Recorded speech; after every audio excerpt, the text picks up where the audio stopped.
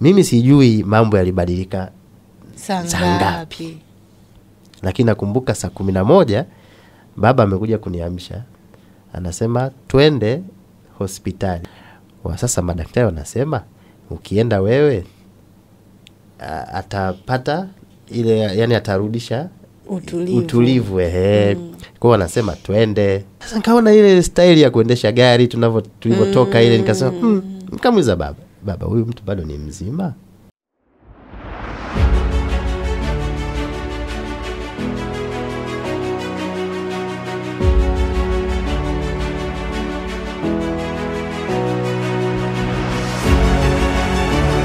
Habari yako mdau wetu wa kipindi chetu pendwa cha Fix You with Cameron. Majina yangu mimi naitwa Irene Kamugisha.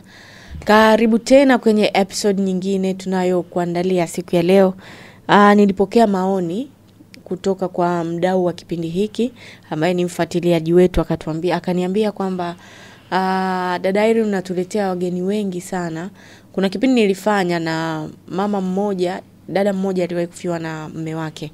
Huyu mtu akasema nimeleta wa kike, sasa inanipasa kutafuta wa kiume pia ili kwa sababu kuna wanaume pia nao wanafiwa na wenza wao, wanafiwa na wake zao, na wenyewe wana namna wana kumbana na hizi changamoto, na labda namna zetu ni tofauti namna tunavyokabiliana nazo kwa mwanamke na mwanaume.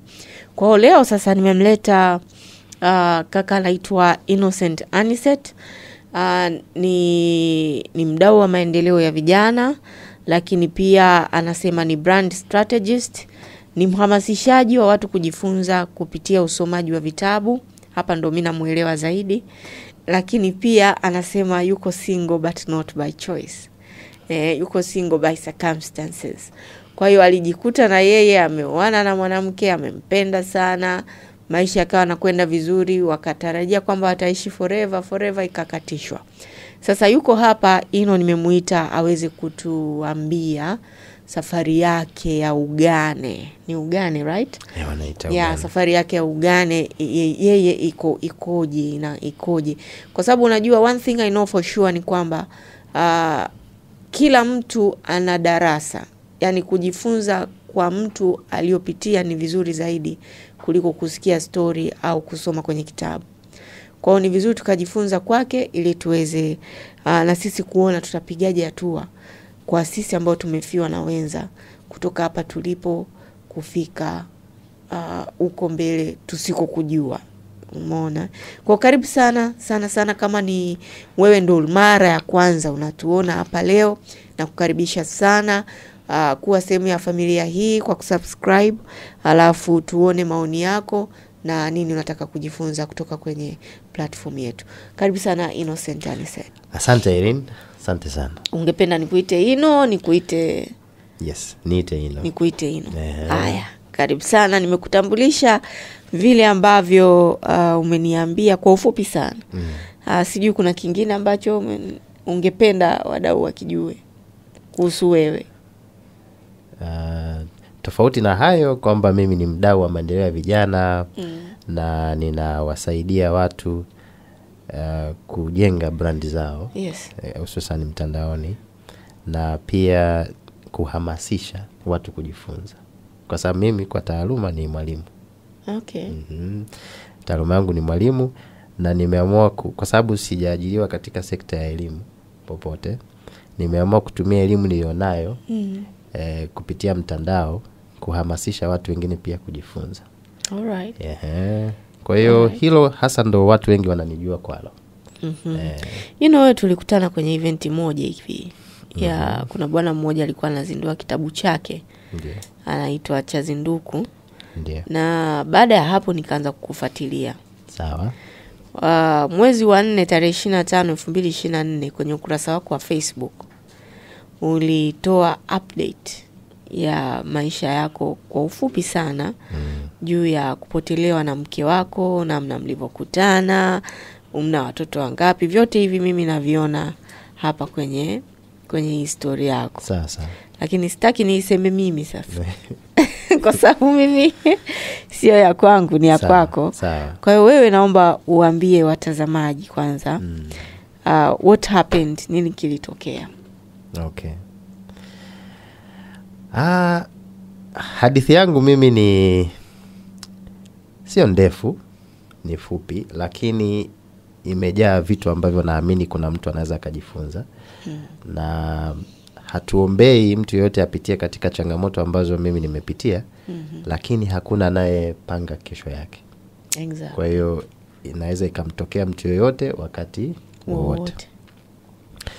Kwa mimi na aliyekuwa mke wangu Selina. Selina. Tulikutana tukiwa chuo kikuu. Okay. Tukiwa wanafunzi kabisa, tukakutana, tukapendana, na maisha yetu yakaanzia pale mwaka 2014. Tukiwa wanafunzi, Mungu alitujalia tulipata mtoto wetu wa kwanza mwaka 2015. Okay. Mtoto wetu wa kiume. Mkiwa bado ni wanafunzi? Tukiwa bado wanafunzi. Tulikuwa mwaka wa pili mwishoni kuelekea mwaka wa tatu, sasa tunakwenda kuhitimu. Kule mwaka wa mwisho tulimaliza tukiwa wazazi. Okay. Tulimaliza tukiwa wazazi. Kwa hiyo tumemaliza kwa sababu mahusiano yetu yalikuwa ni very deep, na yalikuwa kwa kweli tulikuwa tunajua tunafanya nini wakati ule. Kwa hiyo tumetoka, tumekwenda pamoja, tumeanza kuishi pamoja. Tumerudi nyumbani, mimi nyumbani kwetu Bukoba. Kwa hiyo tumerudi Bukoba. Wazee wangu na washukuru walitupokea. Pamoja na kwamba bado tulikuwa wadogo kiasi hicho, lakini bado walitupokea. Pamoja na mjukuu wao wakampokea wakati ule. Na katika harakati hizo nikawa nimepata kazi, tukaanza maisha. Kwa hiyo tumekuja kufunga ndoa ile sasa takatifu kanisani mwaka 2017. Nadhani kwa mwezi wa 7. Tukafunga ndoa. Tukaishi.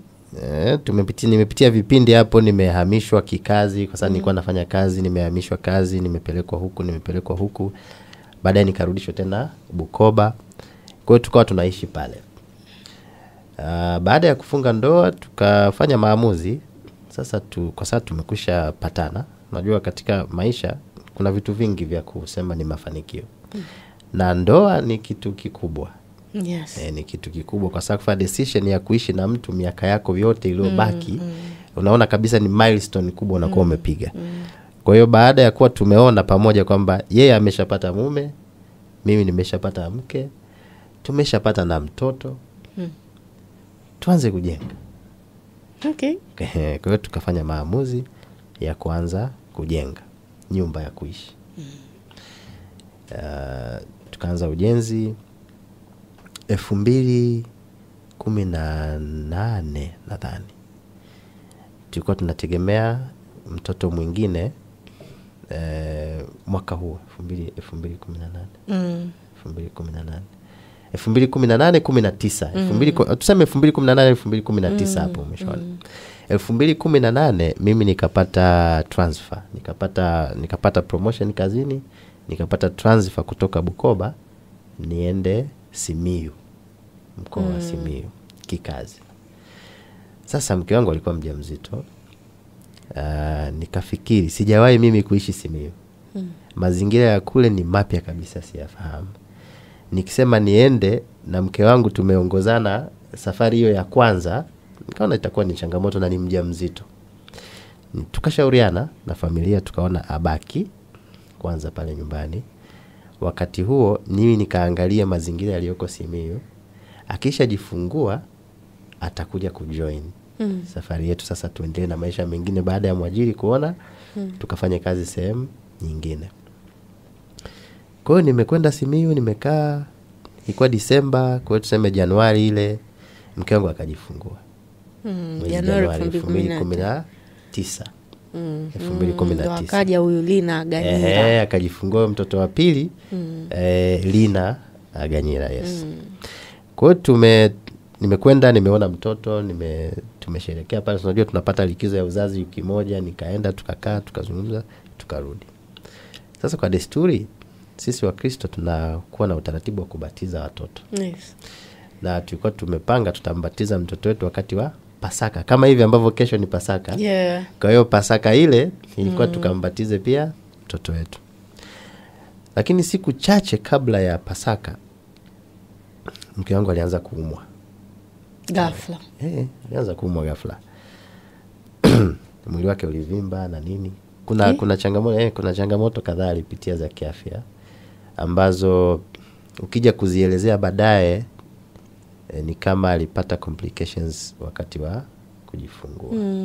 Lakini sasa kwa sababu haikujulikana mapema, basi hatukuweza kujua kwamba alikuwa na changamoto. Kwa sababu alikuwa anajisikia vizuri. Kama ni kuumwa kulikuwa kawaida. Lakini things happen very fast hapa, toka kipindi cha kujifungua mpaka huo mwezi wa 4 nao zungumzia. Mambo ni kama yalitokea haraka hivi, alikuwa ni mengi hapo katikati. Hospitali tumekwenda, matibabu na nini. Lakini imekuja sasa kutokea mpaka kifo kinatokea, ilikuwa ni very sudden. Kwa hiyo wakati ule tunasema tunabatiza mtoto, mimi nikafunga tena safari kurudi wapi? Bukoba, kwa ajili ya shughuli za kubatiza mtoto na vitu kama hivyo. Kwa hiyo nimefika ndo nikakuta anaumwa. Ni kuumwa kwa kawaida, ambako mtu anakwenda hospitali, anapimwa, anaambiwa ukitumia dawa hizi na hizi, alafu anakuwa sawa. Lakini wakati ule nadhani ilikuwa ni sasa kifo kimeamua kubisha hodi. Hata ungefanya nini nadhani isingeweza kusaidia.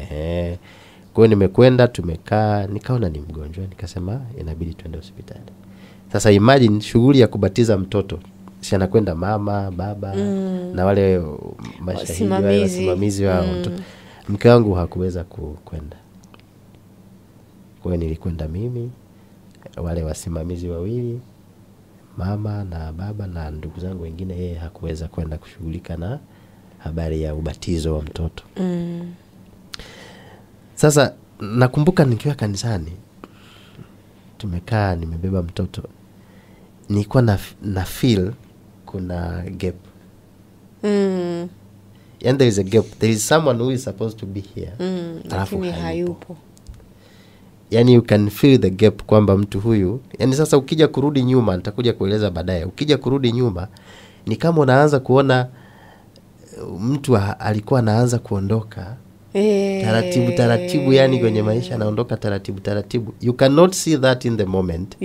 Lakini baadaye unakuja kuona kama kulikuwa na mtu kuondoka hivi kwenye picha.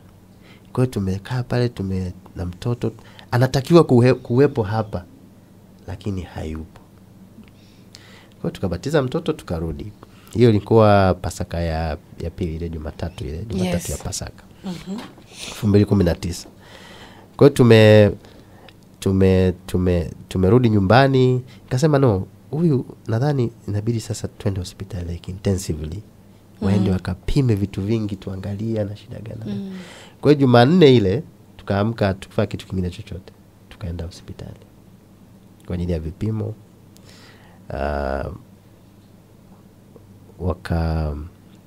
Wakatupa wakatuandikia madaktari wakatuandikia pale hospitali ya mkoa wa Kagera, wakatuandikia, tukaenda kwenye vipimo na nini, wakapima, wakafanya x-ray, wakafanya vitu vingi pale, wakampima. Wakasema majibu hatutaweza kuwapatieni leo, inabidi mwende kesho, tutakuja tumalizie vipimo vilivyobaki na majibu ambayo hatukuweza kuwapatia leo. Sawa. Kwa hiyo tukafunga tena safari, tukarudi nyumbani. Jioni hali yake ikabadilika. Hali ikabadilika. Lakini tumekuwa naye, tunaishi naye hivyo. Alikuwa yani kwa hizo siku chache hapo alikuwa anapata hiyo changamoto, homa inapanda na nini, lakini anakuwa tena sawa. Kwa hiyo siku hiyo lakini haijulikani shida. Yani shida kubwa haijulikani ni nini, kwa sababu vipimo vikubwa vilikuwa havijafanyika. Kwa hiyo siku hiyo jioni hali yake ikabadilika tena. Nakumbuka baba ndo alisema,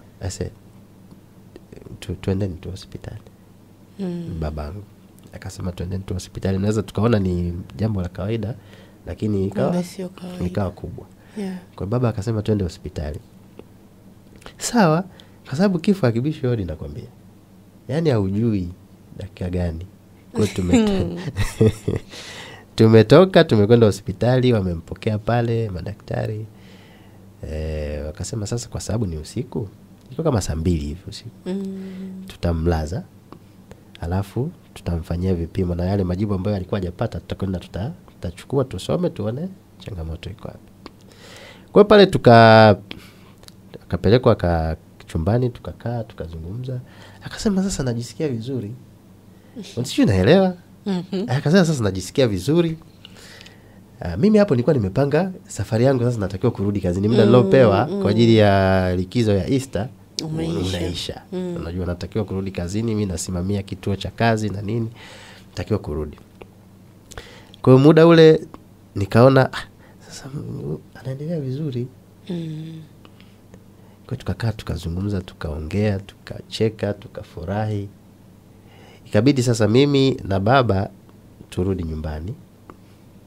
Mama abaki naye hospitali kwa sababu kuna mtoto, abaki naye pale. Kweli na miezi yake hiyo 3 ndio alikuwa na mama yake pale, na mamangu sasa amebaki naye hospitali. Simu zipo, kwa tukaendelea kuchat. Nimerudi nyumbani, tukaendelea kuwasiliana, ananiambia anajisikiaje. Mimi tumeendelea kuchat na mke wangu mpaka usiku wa nadhani ilikuwa saa 7, saa 8 hapo napitia usingizi kidogo, naamka, namtumia message, unaendeleaje, unajisikiaje? Kwa sababu wakati huo siwezi kwenda hospitali, unajua tena. Angalau ni mpaka asubuhi ile saa 12. Lakini kwenye nadhani kwenye kuanzia saa 8, saa 9 nikituma message inakaa muda. Hajibu. Anakuja kujibu labda baadaye, anatuma labda maneno mawili.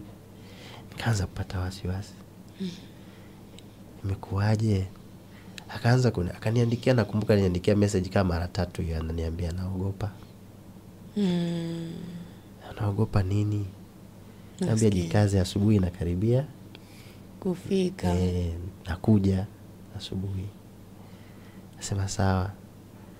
Mimi sijui mambo yalibadilika saa ngapi. Lakini nakumbuka saa 11 baba amekuja kuniamsha. Anasema twende hospitali. Mama Mugisha anaogopa, wamemwekea oxygen, mashine ya oxygen. Sasa madaktari wanasema ukienda wewe atapata ile, yani atarudisha utulivu. Kwa wanasema twende. Sasa hivi sikuwa tunaenda, na mimi kwa sawa basi twende. Sasa nikaona ile style ya kuendesha gari tulivyotoka ile, nikasema nikamuuliza baba huyu mtu bado ni mzima? Akasema sijui, hebu twende. Akili za kwamba mtu anaweza akawa amepoteza maisha hazikuwepo kichwani. Hata sifikiri, si wazi. Najua yupo, tunangoa twende nikamuone, tuongee, ni calm down, turudi kawaida. Basi tumefika hospitali pale, tukaingia. Mimi nimefika pale, nimemkuta mama yuko nje. Halo. Nikuta mama yuko nje amekaa pale kama sasa haelewi nini kinaendelea. Nikamza mama, unajua sisi kule kwetu tunawaita mgole. Mgole yuko wapi? Akasema yuko ndani, mimi sielewi, nenda tumwangalie. Kwa hiyo nikamwambia baba mimi namuona mama yuko naye hapa. Ngoja mimi niingie hospitali huko ndani, wodini sasa niangalie. Irene, mimi nakumbuka nilifika pale kwenye kile chumba na gonga hodi. Kulikuwa na madaktari 2 ndani.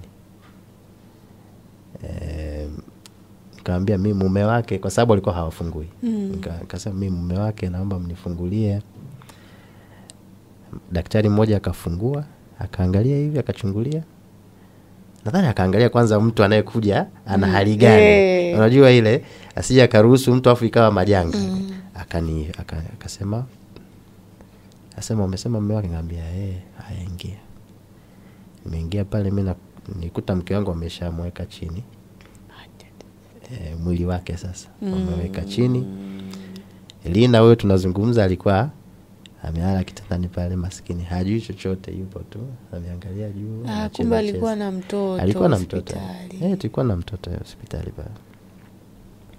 Kwa that is what I remember pale hospitali.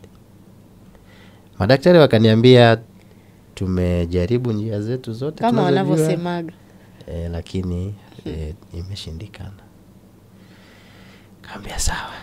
Akasema tunaandaa karatasi hapa kwa ajili ya kusaini na nini. Mimi sikumbuki baada ya pale nilikuwa najisikiaje.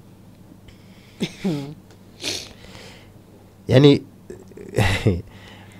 hujui huyo mtu ameondokaje, dakika zake za mwisho zilikuwaje, amewaza nini. Kwa sababu the last thing ameniambia kwenye message ilikuwa ni naogopa. Sasa unaogopa nini? Baadaye tumekuja kuzungumza na mama, akasema alimwambia naomba uniombee. Kwa hiyo walipata moment ya kuzungumza, ya closure na kusali pamoja na mamako. Na mama. Tusali, wakasali pale. Akamwambia mwambie nampenda sana lakini sina jinsi. Na ndio ilikuwa maneno ya mwisho aliyomwambia mama wakati ule. Kwa mama mpaka anatoka nje alikuwa tayari ameona kwamba it is no longer going to Kwa hiyo scenario hiyo ndio iliyotokea wakati huo, mpaka nakuja kupata hizo taarifa sasa za kwamba twende hospitali na nini. Ilikuwa katika mazingira hayo. Okay. Mimi sikuwa hata nawaza kwamba mtu huyu anaweza akaondoka. And actually nimekuja kugundua binadamu sisi mara nyingi tunajiona tuna muda bado. We live. Hata mimi na wewe hapa tunaongea. Nikiongeaga hivyo watu wanasema hili niacha bana. Mimi naambia leo tunaongea lakini kesho mnaweza mkasikia story nyingine. Yeah. Kwamba alikuwa na jana. Kabisa. Yaani hakuna mtu anaweza kupredict hiyo dakika ya mwisho. Tunaweza kujua mtu anazaliwa tarehe fulani, tunaweza kupredict tarehe 20 mtu atazaliwa. Yes. Lakini ataondoka lini? Hatujui. Hiyo hatujui. Hata wale wagonjwa wanaosema unaenda hospitali ziko advanced kidogo, wanakuambia kwa cancer stage aliyofikia huyu, tuna predict labda tarehe fulani hivi. Aise, Mungu anaweza kuwashangaza. Ni kweli kabisa. Sasa mimi nina swali hapo. Kwa mfano katika mchakato huu mpaka mke wako anaanza kuumwa, mpaka analazwa, mpaka anafika hatua ya kufikwa na umauti, ndani yako wewe ulikuwa unajisikiaje? Kuna kitu kilikuwa kinakwambia huyu mtu ataondoka, au yani what ulikuwa unajisikiaje during that moment? Kwanza ambayo hii moment najua ni baada ya kufiwa ukatulia, ukikaa ukarudi nyuma unaanza kuona vizuri. Kwanza niseme maisha yetu ukiyatazama in a moment unaweza usielewe. Yeah. Lakini if you take a step back, kwa mfano huyu bwana anachukua video hapa, anaweza kuchukua close up, alafu akaja baadaye akachukua long shot. Yes. Alright? Yes. Ukichukua close up ya hii glass kwa mfano, unaiona glass kama glass. Yes. Unaweza usielewe iko wapi na kuna nini. Lakini ukizoom out ukachukua long shot, kumbe walikuwa kwenye podcast table, walikuwa wanazungumza, kulikuwa na hiki. Matukio ya maisha yetu kiangalia tukio lenyewe kama lilivyo moja, huwezi kulielewa kwa haraka. Inabidi urudi nyuma, uangalie matukio 2, 4, 5, 6 yaliyotokea nyuma, then utapata mahusiano ya hiki cha leo na cha nyuma. Yes. Yes. Ndicho nilichojifunza katika ule msiba. Nakwambia Irene, mimi kuna watu ambao nilikutana nao miaka labda 4 nyuma, 5 huko. Sikujua kama unaweza wakawa na mahusiano na maisha yangu baadaye. Yes. Lakini unakuja unawakuta. Mimi nitakupa mfano mmoja na hii ningependa niiseme. Wakati niko kazini mwaka 2016, nadhani 2016. Nilikutana na rafiki yangu mmoja, alikuwa mkuu wa alikuwa mratibu wa mradi wa vijana kule Karagwe. Ni mchungaji, anaitwa mchungaji Enoch. Tukakutana, tukazungumza, tukafurahiana kwa sababu tulikuwa na like mindset. Unaelewa? kwa ajili ya kuhamasisha vijana, na ule mradi ulikuwa kwa ajili ya mabinti. Kwa hiyo nikampa mawazo, mambo 2, 3, 4, 5. Ni mchungaji. Tukawa marafiki. Mke wangu wakati tunakwenda kufunga ndoa, yeye alikuwa Mkatoliki. Kwa hiyo ilibidi abadili dini, awe Mlutheri. Aliye facilitate yeye kubadili dini kuwa Mlutheri alikuwa ni mchungaji Enoch. Alipopatwa na mauti mke wangu, aliyeongoza ibada ya mazishi ni mchungaji Enoch. What? Sio, unaelewa? Yaani tumekutana katika mazingira ambayo ni ya kawaida sana. Lakini kuna major events katika maisha yangu ambazo amekuwa present na ime make a very lasting memory mpaka leo. Na nitakuja kujibu swali lako vizuri, lakini nataka nieleze hili mapema kabla sijalisahau. Yeah. Tukiwa kwenye ibada ya mazishi pale. Na hiki kitu ndo kimenipa courage mpaka leo, na nitakwambia naye labda kitakusaidia. Obvious. Enoch alitupa mfano mzuri kwenye ibada ya mazishi pale wakati anatoa ile ceremony yake. Sasa akasema binadamu tunapitia katika state tofauti. Tunaanza tukiwa roho. Mungu si alishatamka pumzi. Sasa tunakuja kwenye mbegu za wazazi wetu. Tunatengeneza kiumbe. Inawezekana mbegu zinakotoka, mbegu zinazobaki zinasema mwenzetu amekufa. Lakini kumbe amebadilisha tu state, amekwenda kuwa kiumbe, ameunganika na mbegu nyingine, amekuwa kiumbe kwenye tumbo la mama. Inawezekana huko tumboni, sisi hatujawahi kufanya uchunguzi huo na kujua, lakini inawezekana tumboni ikitoka, mechanism za tumboni zinasema mwenzetu amefanya nini? Amekufa. Lakini kumbe amezaliwa katika maisha mengine, amekuja duniani kwa ajili ya kuishi hapa. Tuko katika safari fulani hivi. Sisi tukishampokea huyu tunafurahi, tunasema tumepata mtoto, tumepata kiumbe, tumepata nini. Lakini mwisho wa siku anabadilika tena state, anarudi katika roho ile ya mwanzo. Sisi tunasema amekufa, tunalia, tunafanyaje. Lakini kuna maisha ambayo yanampokea na wanasema we have gained an angel. Irene, labda nimeisema kwa akili ya kawaida, lakini wakati mchungaji Enoch anatuachia hiyo ceremony pale, kila mtu aliondoka na imani kwamba mwenzetu amepokelewa katika maisha mengine, katika state nyingine. Kwa hiyo sisi tunasema amekufa, lakini inawezekana kwingine wanasema tumepokea malaika. Kama sisi tunavyompokea mtoto anapozaliwa hapa kwa shangwe, vigeregere na nini. Sisi ameondoka tunalia, lakini kuna sehemu amepokelewa wanafurahi. Kwa mimi nilichagua kufurahi na wale ambao wamempokea katika maisha mengine. Sijui kama unanielewa. Yeah. Ilinisaidia kubadilisha hiyo mindset ya kwamba mwenzetu amekufa.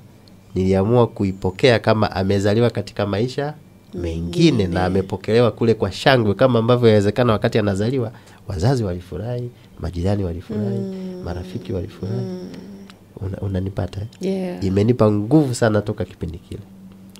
Sasa angalia, aliyenipa hiyo nguvu ni Mungu, lakini alimtumia mchungaji Enoch ambaye mimi nimekutana naye 2016. Amekuwa na mchango mkubwa sana katika hiyo safari ya kwangu mimi na mke wangu. Sasa unaweza usione hiyo wakati unaangalia moment moja, lakini ukirudi nyuma ukaanza kutrace hiyo history, unaona kabisa kulikuwa na watu, kuna mchango ulitokea na umekuja kutujenga kwa namna moja au nyingine. Sasa kabla ya msiba kuna vitu pia unaona vinatokea. Yaani ukirudi nyuma tu hivyo unaona. Kwa mfano mimi nimekaa na mke wangu toka 2015, 2014 tuseme, 15, 16, 17, 18. 2019 mwezi wa 2018 mwezi wa 12 ndo nikapewa uhamisho, nikapewa transfer actually ya kwenda Simiyu. Mke wangu nikamwacha Bukoba. Nakwambia it was God's plan.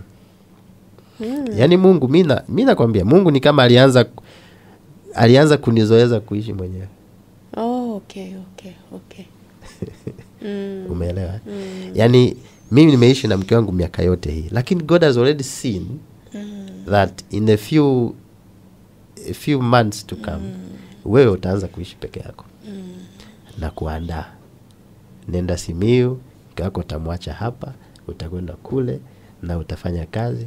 Wakati huo na kuandaa utaanza kuishi maisha ya peke yako. Kwa mimi nimeanza kuishi mwenyewe toka kipindi kile. Ni maandalizi. Mimi mamangu alikuwa mzee wa kanisa. Asilimia kubwa ya muda wake kwa miaka kama 3 hivi alikuwa anautumia kanisani. Muda mwingi. Lakini mwaka 2018 ile alisema nataka kupumzika. 2019 tunapata ule msiba. Kwa ratiba ya mama tayari kwa imesha adjust. Muda mwingi yuko nyumbani. Yes. Kwa hiyo tuna mtoto ameachwa na miezi mingapi? 3. Unajua mtoto wa miezi 3 ni mdogo. Anakunywa tu yale maziwa ya jamani, ni mdogo. Miezi 3 ni mdogo. Nani angeliweza kumuhendo yule mtoto? Unaoa mke mwingine? We not easy. Yani like kwa sana na katoto kachanga basi ni wewe mke mwingine? Hapana. Unafanyaje? Mungu alishamwandaa mama. Yupo. Kazi aliyokuwa na spend muda mwingi anaifanya akiwa kanisani, sasa alishamrelease. Anajua kuna event inakuja. Kwa hiyo achia hii leo. Kuna kazi kubwa ninayo hapa. Mama ndiye amemlea yule mtoto. Wale watoto. Sasa wale watoto wote wawili. Lakini huyu kwa sababu ndio tunasema alikuwa mchanga zaidi sana. Miezi 3. Mama amepata ule muda sasa wa kuweza attend 24/7. Kitu ambacho angelazimika kuacha ile kazi ghafla, labda na kanisa pia lingepata shida ya kwanza kutafuta replacement. Lakini sasa yeye muda alishaupata 2019 ile alisema mimi si. Kwa hiyo tunaweza kusema kwamba kwa lugha nyingine Mungu alikuwa anamzungumzisha mama. Japo mama yeye hakujua. Hawezi kujua. Mpaka urudi nyuma. Ndo uone kwamba kwa nini alifanya hivi, ikaja ikatokea hivi, halafu mimi ikaja ikanisoti hivi. Sasa hiyo unaweza usiione wakati unatazama kitendo kile, labda mama ameacha mambo ya kanisani. Unaweza kulaumu, kwa nini? Nini unaacha mambo ya kanisani? Lakini kumbe Mungu anakuandaa kwa ajili ya shughuli nyingine ambayo iko mbele. Sasa hivyo ni vitu vichache kama viwili ambavyo unaweza ukaviona unapo zoom out. Unapoangalia maisha yako kwa nyuma, kwenda nyuma, ndio unaanza kuona kwamba there are events that happened. God was preparing the way. Kwa hiyo katika swala zima hili la kufiwa kuna haja ya kuwa mtu wa imani sana. Kwa sababu usipojua kwamba Mungu ndo analeta viumbe na kuwaondoa. Kwa muda anaojua yeye. Kwa sababu anazozijua yeye. Unaweza kuanza kutafuta mchawi. Unajua labda kwa sababu nilipata promotion, watu wengine labda walinionea wivu. Unaweza ukafikiri hivyo. Lakini sio kweli. Kuna sababu kwa nini mimi na mke wangu tumekutana tukiwa wadogo. Na hapo hapo yani hatakuwa na muda wa kwa nini yote haya yalitokea ndani ya muda mfupi. Mungu alishapanga wewe utakuja utaleta viumbe hawa, right after that I need you here. Rudi, kuna kazi yako nyingine huko labda. Wewe usipoona hiyo unaweza ukaanza kutafuta kitu, unatafuta nani amefanya, kutafuta imani za kishirikina. Na imani za kishirikina, nani kafanya, nini imesababisha nini, yani ukapoteana. Lakini kuna haja ya kutulia. Mimi nakwambia ile sermon aliyotupa mchungaji pale. Hii tusaidia sana. Kwa hiyo kwa kifupi wewe uponyaji wako ulianzia the very same day pale kanisani. Siku ya mazishi. Mimi nilianza kuona mwenzangu ametwaliwa katika maisha mengine na anakwenda kuwa lulu kule. Sio naelewa. Yeah. Alafu mimi niliyebaki hapa sasa ndio naumia. Yeah. Inaniuma sana kwa sababu tayari umeshapanga maisha yako, umeshayaona yako hivi, ni haya na mke na watoto. Nimeanza kujenga nyumba. Yaani ni maisha yako umeshayatengeneza. Ghafla yanarudi kwenye factory reset. Yanarudi factory reset. Alo, ila Mungu Bwana. Unaelewa? Unarudi kwenye factory reset, uanze upya kuanzia pale. Yeah. Sasa ule paraganyiko wa akili pale kama haujatulia, unaweza kufanya vitu vibaya. Vibaya sana. Nakumbuka mimi nilikuwa napata watu wanakuja sasa msibani pale kwa ajili ya kuhani msiba na unajua kijana mdogo wanakuja kukushauri. Ile unaangalia mtu amekuja kunishauri, amekuja na mke wake. Wala mimi nakwambia. Unakuja kunishauri, unakuja na mkeo. Huwezi kuelewa. Huwezi kunielewa. Huwezi kunielewa. Yaani utanishauri ndio nitakusikiliza, lakini naamini utanishauri kwa perspective ya maisha ya watu wengine ambao wamewahi kupitia kupoteza wenza na jinsi ulivyowaona. Kwa hiyo wakawa wananiambia, unajua kuna fulani aliwahi kupoteza mke wake lakini maisha yaliendelea. Na wewe ya kwako yataendelea. Naambia sawa, ni kweli. Unakubali? Lakini unajua you don't know how I feel. Yeah. Hujui. Unless someone who has walked this path. Yeah. Anaweza na penye asikuelewa akajaribu kidogo kukuelewa. Mtu mwingine anahusianisha labda nishafiwa mimi labda na ndugu wa karibu au mzazi au mtoto. Kwa anaweza anafananisha yale maumivu na haya ya kuondokewa na mwenza, lakini mara nyingi it's a bit personal. Yeah, kuondokewa na mwenza it's a bit personal. Yaani unavyojisikia wewe haiwezi ukalinganisha na ulivyojisikia wewe wakati umeondokewa na mtu mwingine. Yeah. Kwa hiyo akaniambia, unajua kuna fulani amewahi kupoteza mke, aliwahi kupitia 1 2 3. Mwingine akaniambia kuna mtu alikuwa anafanya biashara kubwa tu, ana fedha na nini. Mkaka alipofariki yule jamaa akasema sasa yote haya ya nini? Akaingia dukani kwake, akaanza kutoa vitu nje, anarusha nje. Like it's now meaningless. Usijui naelewa. Kwamba it's so meaningless. Tumekuwa tukipanga na mke wangu tutafanya 1 2 3, tumefungua duka, tumetengeneza hizi fedha zote, sasa za nini? Yaani ile hali sasa anayojisikia ndani yale maumivu yanamtuma kwamba kila kitu hiki sasa ni batili. Yaani ulichosema pale ni kweli sana kwamba if you are not careful unaweza ukafanya vitu vingi sana vya ajabu sana ambavyo pengine vitakukost. Wewe uliwezaje kupata utulivu?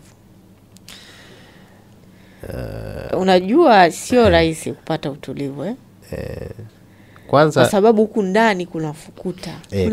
Kuna kwa yani kuna fukuto la hatari. Mimi zile moments ambazo unakuwa peke yako. Yeah. Unatafakari nini? Katika vitu ambavyo mimi Mungu hakunijalia kufanya ni kunywa pombe. Au nywi pombe? Hapana, I don't take alcohol. Sivuti sigara. Yaani vile vilevi mimi nilisema situmii. Na ni kwa sababu niliwahi kuona watu ambao wametumia na maisha yao hayakwenda vizuri. Kwa I learned from them. Nikasema sitaki maisha yangu yawe kama ya huyu. Na huyu naona anakuwa hivi kwa sababu ya hivi vilevi. Kwa mimi nilijizuia. Na nakwambia Irene, kama sikuweza kunywa pombe wakati nimefiwa na mke, sitakunywa. Haki ya Mungu utakunywa. Sitakunywa. Mimi nakuelewa sana. Sitakunywa. Yaani sitapata tena sababu nyingine kubwa ya nadhani sitapata. Sijui kama pale hujaweza kugusa basi. Nilijizuia sana. Nilisema ni maumivu nayasikia. Hata nikisema nijipoteze kwenye ulevi, mke wangu hatarudi. Hawezi kurudi. Kwa hiyo nitakuwa nachoma tu maini, nitakuwa napoteza fedha nyingi, na tafuta comfort sehemu ambako haiko. Na kinachonisaidia kingine, kilichonisaidia actually ni marafiki zangu ambao walikuwa wananizunguka na kunishauri, akiwemo mchungaji Enoch na wazazi. Unajua, I say wazazi wako wamekupa very big support. Hakuna malipo naweza kuwapa wazazi baada ya kufanya yale ambayo wamefanya baada ya mimi kufiwa na mke wangu. Sina kabisa cha kuwalipa. Sina. Lakini wamekuwa msaada mkubwa. Unajua ile amani ninayoipata, unajua watoto wangu wako salama. Wako salama kwa sababu Mungu anawatunza, lakini Mungu amekuwekea watu. Hawadekeshi sana watoto. Hapana. Mimi unaona mimi ni mtu wa deko. Hawadekeshi sana watoto. Sasa wakaina. Unaona mimi ni mtu wa deko. Mimi ni product ya hao wazazi. Lakini sasa wanasema kwamba baada ya yani baada ya kizazi chao, kile cha wajukuu kidogo wao wanalegeza. Wanaweza kulegeza, lakini bado wanajua kwamba we need to raise we need to raise kids, very good kids. Kwa hiyo comfort kwanza ya kwamba watoto wangu wako salama, ilikupa amani sana, kwamba wako salama, mama yupo, baba yupo, shangazi zao wapo, mimi na wadogo zangu wa kike wawili, unaona wapo kwa ajili ya wale watoto. Lakini upande wa wakwe wapo. Unajua kabisa watoto hawakosi yale mapenzi ya mama kiasi hicho, kwa sababu wana mama mdogo, wana wajomba. Wapo, wanakuja kuwaona occasionally, wanawachukua sababu sio mbali. Wakwe zangu walipo na nyumbani kwetu sio mbali. Kwa wakati mwingine wanakuja, wanakaa, wanashinda nao. Wakifunga shule wanawachukua, wanakwenda wanakaa nao. Yaani ile inakupa amani ya kwamba yes, aliondoka lakini watoto wako salama. Hicho ni kitu kikubwa sana katika maisha ya mzazi. Sasa aliondokewa na sasa sisi wanaume tuna changamoto kubwa, kwa sababu tunajua malezi ni jukumu la mwanamke. Yaani yale the daily to daily activities zinazohusu watoto ni za mama. Wamekula, wameoga, wamefanyaje, ni za mama. Wewe Irene, sinajua na watoto. Sasa sistaki kupindua meza, lakini just imagine Odemba ndo amebaki na watoto. I always say asinge survive. Unanielewa sasa? I always say yani jamaa lazima angepitia depression kali sana. Unaelewa sasa? Kwa sababu unaangalia ile, kwanza unaanzia wapi? Unajua unaanzia wapi? Wengi wakifika katika hatua kama hiyo, anachowaza ni kureplace mke wake na mtu mwingine haraka iwezekanavyo. Ili apate huo utulivu wa kwamba watoto wako katika mikono salama. Lakini hiyo ni mimi sikupitia hiyo, kwa sababu wazazi wapo na nguvu, bado walikuwa na uwezo wa kuweza kuwalea wale watoto kama ambavyo mama yao labda angewalea, au vyovyote nia that unaona. Lakini kitu kingine, ukija kuangalia, unapofiwa na mke, unapotafuta mke mwingine, you are not just looking for a person to satisfy your heart. You are looking for a mother of those kids. Yaani hutafuti tu mke kwa ajili yako, unatafuta mke kwa ajili yako na mama wa wale watoto.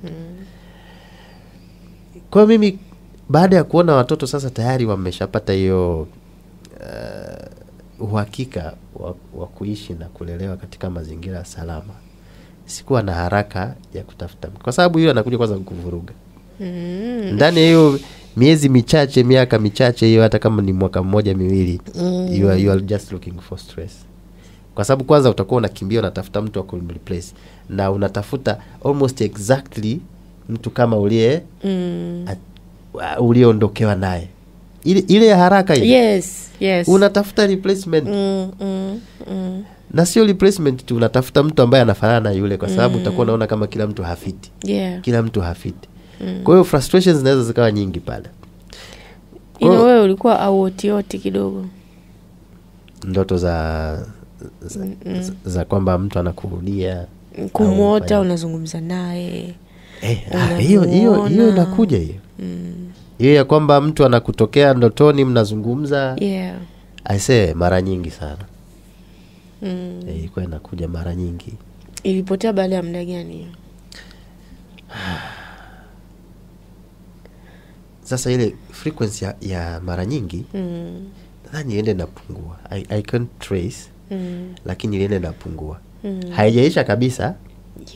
Ni miaka 6 lakini haijaisha kabisa. Na tunavyozungumza leo ni tarehe ngapi? Leo ni tarehe 19. Tarehe 24 ndio tunatimiza ya miaka 6 ya tarehe 24 kesho kutu. Ile wiki ijayo.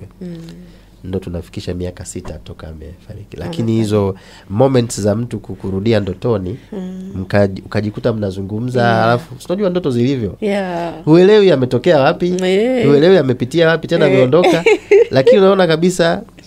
Sasa wakati ule nasema namuota marehemu, watakuwa wananiuliza anakujaje, analalamika au wananiuliza hayo maswali. Kama no, mimi sijawahi kusikia akilalamika ndotoni.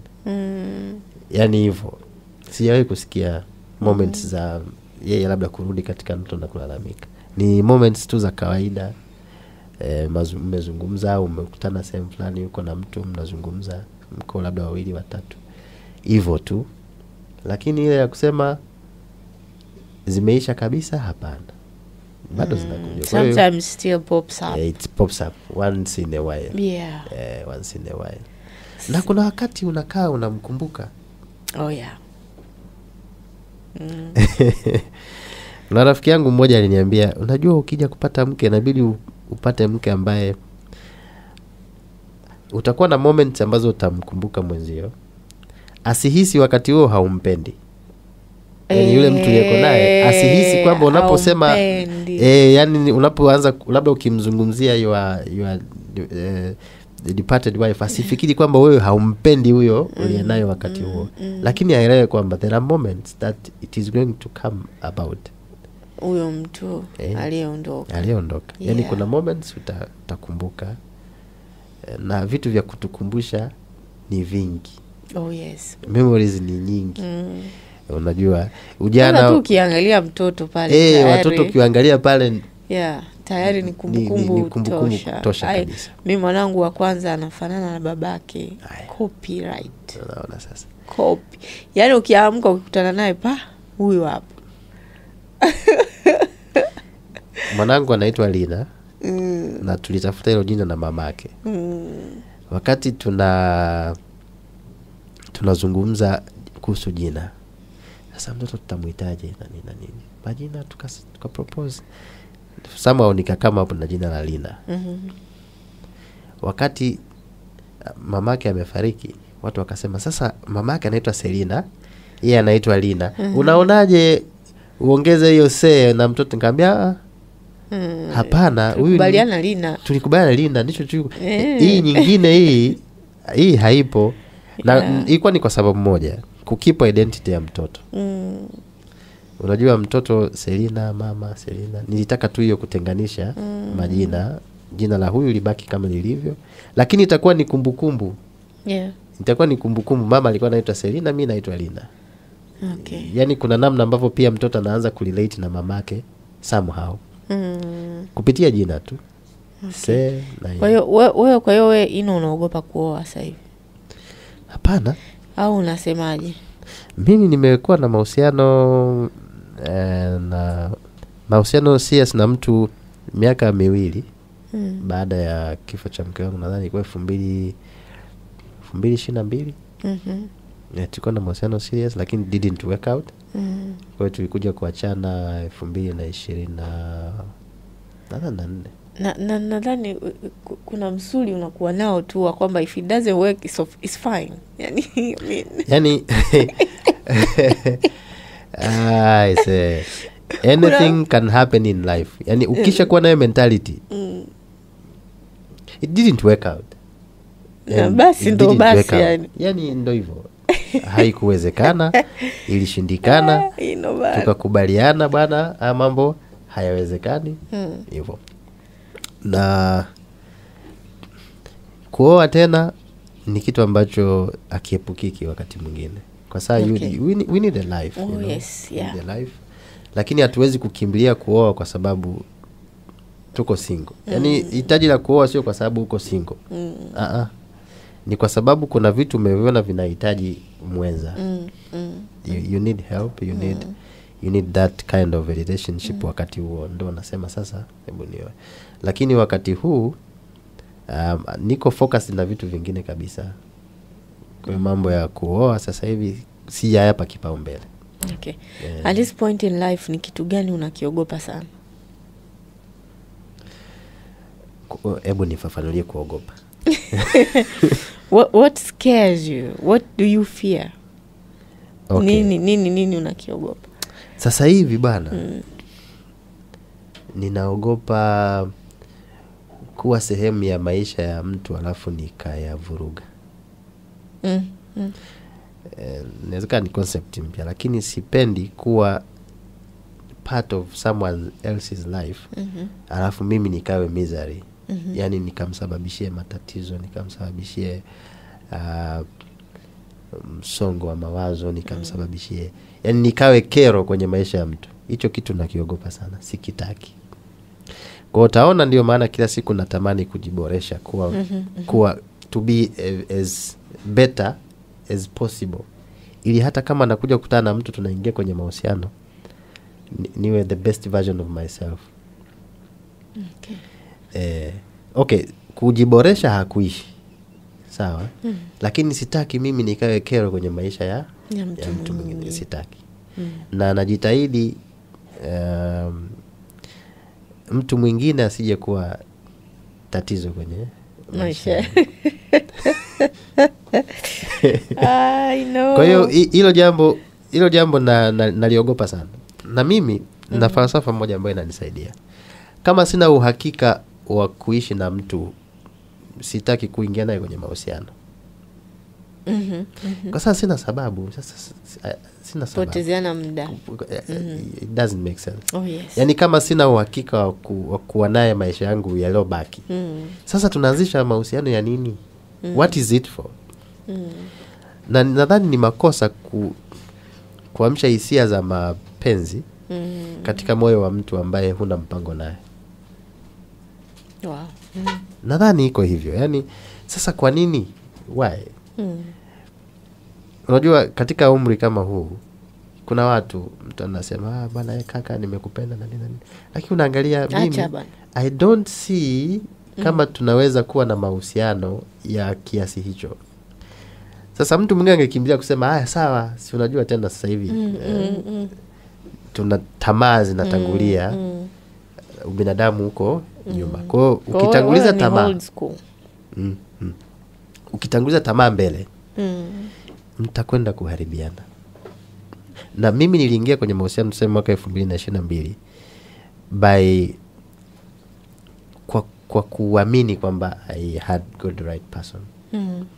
Lakini ukija kurudi nyuma, ile nilikuwa nasema unarudi nyuma ile unaangalia maisha ni long shot, naona maybe I was desperate.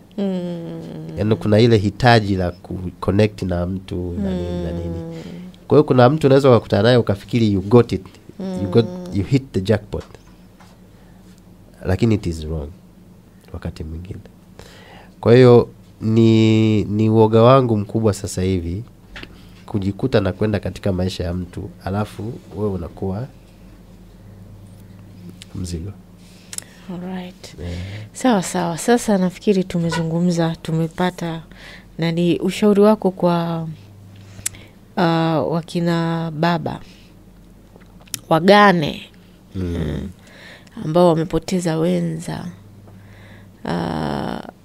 Wewe ungekuwa unazungumza nao one on one kama huyu anayetuangalia hapa, ungemwambia nini? Mambo machache. Jambo la kwanza, kupoteza mwenza ni kitu ambacho haupangi wewe. namna mtu anayepanga. Na inapokutokea ipokee, ikubali. Usikae sana kwenye kipindi cha denial. Unajua grief ina stages nadhani kama 5 au ngapi? 5 yeah. Ile grief, ile denial usikae sana. Kubali tu mwenzangu katangulia. Ipokee hivyo kama ilivyokuja, ipokee, na itakusaidia kustrategize kutokea hapo. Lakini ukikataa kuipokea, utafanya vitu vingi vya ajabu ambavyo vitakubadilishia upepo wa maisha yako. Kwa kubali. That's the first thing. Kubali kwamba mwenzangu ametangulia. Lakini cha pili, mshukuru Mungu kwa vile ambavyo mlikuwa mmekwisha vipata na mkeo, wakiwemo watoto. Yeah. Just thank God for what you already have. Usianze kukimbiza kitu ambacho huna. Kwa sababu watu wengi ndo kama hivyo nakwambia, mtu akishapoteza mke anaanza kufikiria namna ya kupata mwanamke mwingine haraka. Lakini kwanza mshukuru Mungu kwa hivi ambavyo tayari amekwisha kupa. Embrace your blessings, what you already have. Angalia namna ya kumaximize vile ambavyo tayari unavyo. Watoto, jinsi ya kuwapa malezi bora, jinsi ya kuwapa huduma wanazostahili kupata, kabla ya kuanza kuwa selfish na kutafuta mwanamke mwingine wakuja kusatisfy maisha yako. Kwa sababu you are not going to marry just your wife, you are marrying the mother of those children.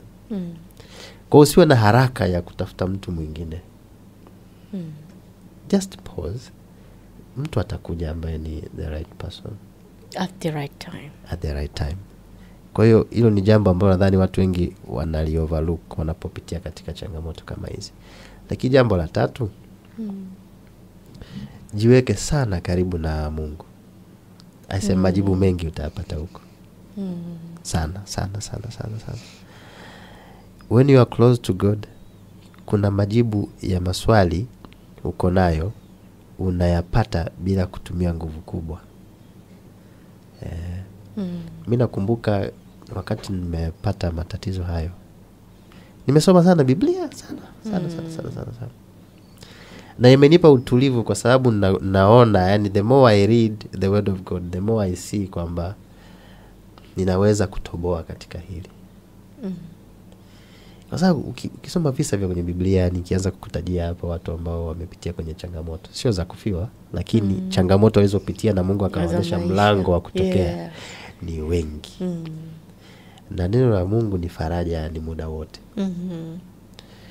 Kwa hiyo pamoja na kwamba mwenzako kaondoka, you still have a chance to connect with God na kumshukuru kwa maisha ya mtu aliyekuwa amekupa, na kuendelea kumuomba sasa akuoneshe njia sahihi baada ya pale. And it is going to happen. Lakini ukitafuta njia zako sasa mwenyewe, ndo hapo unapotea. Mimi nataka niseme, nikifanya assessment ya maisha yangu baada ya kuondokewa na mwenza, siwezi kusema nimepoteana. Kwa kweli, yani maintain ile composure kwa sababu I stayed connected to God. Pamoja na yote haya, bado niendelea kuwa connected. Ulitambua kwamba yeye aliyekupa amevuna kilicho chake, na anaweza akavuna mtu yeyote wakati wowote anaotaka. Sasa ukianza tena kutafuta njia nyingine tofauti na yeye, hautapata majibu. Hautapata majibu. Sawa. Kwa watoto bado wanakaa kwa wazee au uko nao sasa? Watoto wangu wako Bukoba. Wako na wazee wangu. Mara kwa mara nakwenda Bukoba. Ukiona siko active kwenye page yangu siku 2-3 hivi, ujue tayari. Na sio kila nikienda Bukoba nasema niko Bukoba. Hapana. I have my own way of handling my travels na nini. Kwa hiyo nakwenda mara kwa mara, nawaona, tunazungumza mara nyingi sana kwa simu. Tunazungumza, tunafanya video calls, tunafanya nini. Kwa hiyo ukaribu ule ambao natamani kuwa nao ninao, japo hujafikia kiwango ninachotaka ule wa kuishi nao sasa mwenyewe na kuanza kuwalea kama ninavyotamani, lakini hiyo proximity najitahidi iwepo karibu sana. That is very nice. Hongera kwa ushindi. Umenipa nguvu sana. Una uhakika? Hebu niambie umejifunza nini? Kwamba nimepata nguvu kwa sababu hiyo njia ambayo uliipita na mimi naipita. Sawa. Kwa katika mazungumzo haya nimeona kwamba kumbe majaribu yana budi kutokea bwana. Na anaweza akampata mtu yoyote. Lakini pia na mimi nachagua kuungana na wale waliompokea. Nachagua kuungana na wale waliompokea, kusherehekea maisha yake na kuyaenzi yale yote mazuri ambayo kwamba hivi Irene ameniachia. Ukishachukua ile filosofia kwamba mwenzetu tulikuwa naye kimwili hapa, sasa amebadilika state. Yes. Amekuwa kiroho zaidi. Na kule alikoenda amepokelewa vizuri. Yeah. Wewe usianze kuwaza sio amepokelewa vibaya. Wewe vibaya mviona wapi? Amepokelewa vizuri. Aise utapata amani ya roho vibaya.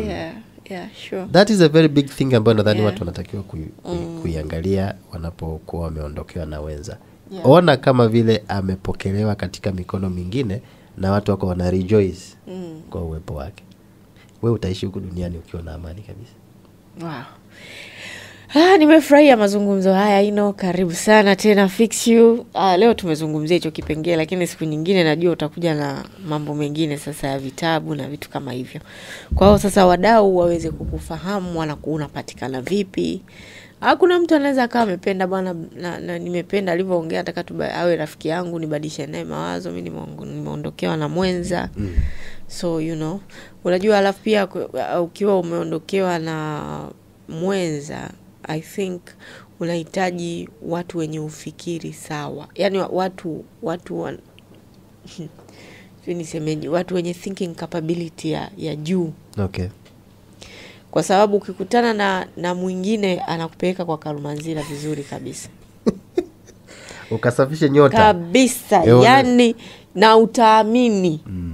Kwa sababu unakuwa yani unawaza chochote. Yani mawazo yanatapakaa hivi. Kwa hiyo unawaza chochote. Kuna mtu anaweza akakwambia ni yule mume wako alivyofariki vile. Yani kuna mtu amesababisha. Kabisa. Kuna haiwezekani.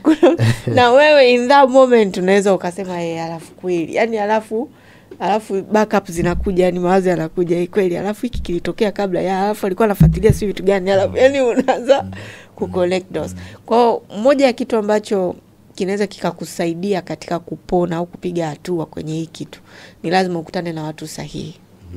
Watakaoweza kukuambia vitu sahihi ambavyo vitakusaidia wewe kupiga hatua mbele zaidi, kuyaendea hayo maisha mapya. Maana ni maisha mapya. Kishafiwa na mwenza unaanza maisha mapya. Kwa hiyo tuambie platform zako ambazo unapatikana ili watu waweze kukufuatilia huko. Okay,